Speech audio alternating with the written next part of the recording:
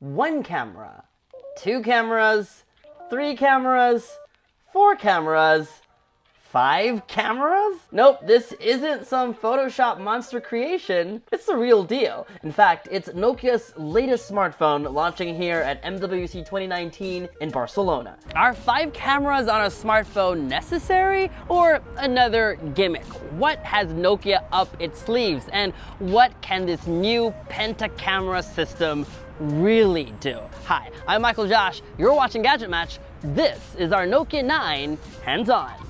If we go by number, it isn't difficult to assume the Nokia 9 is HMD Global's top-of-the-line smartphone. But they tell us it should not be confused for their flagship smartphone. In fact, this phone is a very specialized device for a specialized kind of user. If you're the type of user who likes to shoot in RAW and then spends a lot of time editing your photos on Lightroom, then this might just be the phone for you.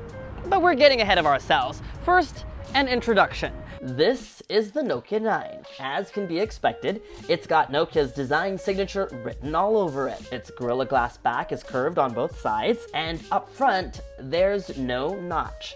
Instead, a small forehead and chin. And its 2K display has rounded corners. The phone's curves make it easy to grip, and it's small enough to fit in your pocket. The phone is available in only one color, this rich shade of blue, that looks better when hit by light. Button and port placement is like this: volume rocker and power button on the right, speaker grills, and a USB-C port on the bottom. Up top, a dual nano SIM card slot. Up front, there's an earpiece, selfie camera, and an obtrusive Nokia logo. When you flip the phone around, it's hard not to pay attention to these 5 cameras. And before we dive in, can we just give props to the fact that none of these cameras protrude from the phone?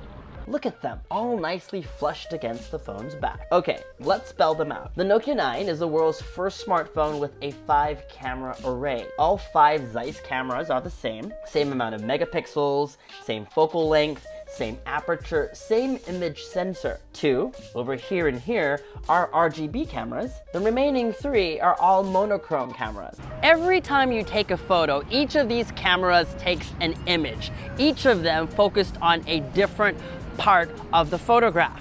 When combined, you have a photo with a dynamic range that is unparalleled and depth information that has never before been seen on a smartphone. For context, the depth map achieved by the Nokia 9 is 12 megapixels large. On other phones, it's usually less than 1 megabyte. Here's an example. See the light bulbs in this photo? Depending on how far away they are, each light bulb has a different amount of blur to it, just like on a professional DSLR camera. And in this portrait of me, in edit mode, you can change the focus point to any point of the photo. I won't go into much detail now, but the amount of tech that's gone into making this possible is pretty impressive.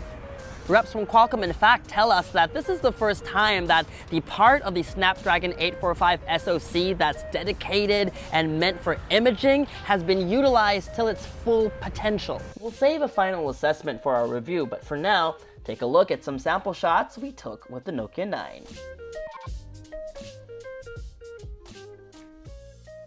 The phone comes with Adobe Lightroom pre-installed, and Nokia and Adobe have worked together closely so that when you import a RAW file taken on a Nokia 9, Lightroom has access to all the details in your photograph. It also takes JPEGs, and you can get unlimited storage for them on Google Photos. If you're geeking out right now, then you're the target market for this phone, but for everyone else, the Nokia 9 is still very much a flagship phone.